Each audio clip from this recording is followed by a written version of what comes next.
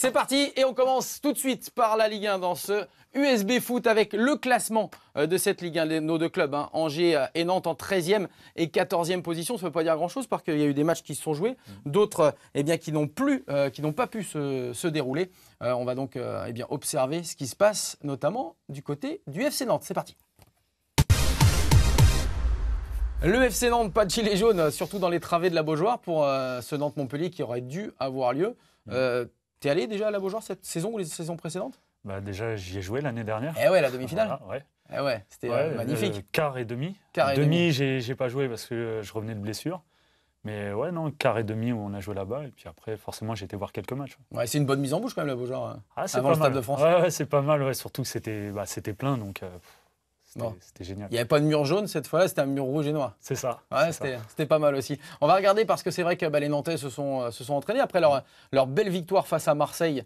C'était il y a déjà une dizaine de jours. Coach Vailly, il a profité un petit peu de ce moment de temporisation, on va dire, sans match, pour inviter tout le monde, le staff, de la formation, de la pré-formation, voilà, tous les jeunes entraîneurs, les éducateurs à manger. Plutôt sympa, parce que c'est vrai qu'il a peut-être pas eu le temps au départ. Coach Vaïd, ça te parle? Ouais, bah oui, forcément. Il est charismatique.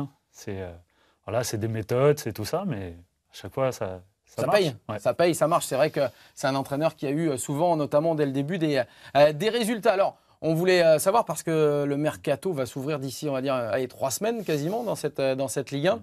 Il y a un joueur qui fait un début de saison assez incroyable du côté du FC Nantes, c'est Emiliano Sala, le buteur argentin, 12 buts déjà au compteur. C'est un attaquant qui doit être dur à marquer, toi qui es défenseur?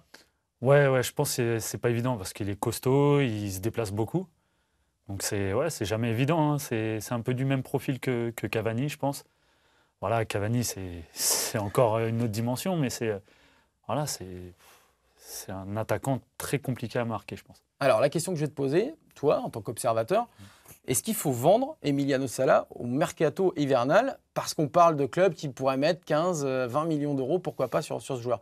C'est quoi la position quand on est observateur? On voit Emiliano Sala marquer, être important pour le FC Nantes, mais on sait qu'il y a l'aspect économique aussi qui est en ligne de compte. Ça, c'est toujours compliqué à gérer parce que les clubs, justement, le côté économique serait plus prêt à vendre. Après, on sait très bien qu'un buteur, c'est pas évident à trouver, surtout quand il est en pleine bourre, entre guillemets, comme en ce moment. Voilà, c'est pas évident. C'est des choix qui doivent être très durs. Toi, tu es entraîneur, tu veux pas le vendre? Non. Évidemment. Non. Évidemment. Allez, on a posé la question. Eh bien, Olivier Quin, l'ancien joueur et consultant de France Bleu Loire-Océan. Olivier, alors, est-ce qu'il faut garder Emiliano Sala à tout prix? Ta réponse? Enfin, une question intéressante, Anthony Boulez. Merci de me la poser.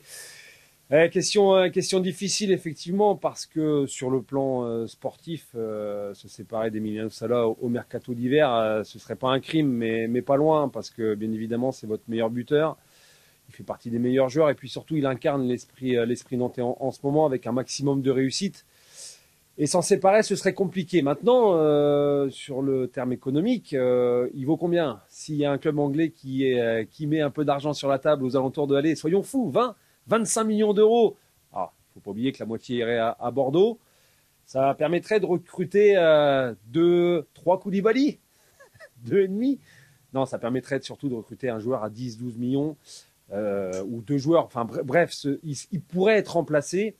Et je pense que oui, sincèrement, il faut vendre cet Emiliano Sala qui ne fait pas partie des meilleurs salaires, en tout cas des plus hauts salaires, qui fait partie des meilleurs Nantais, qui a une cote très très élevée. Et elle sera peut-être pas aussi élevée en fin de saison, donc je pense que ce sera le bon choix de le vendre au mois de janvier.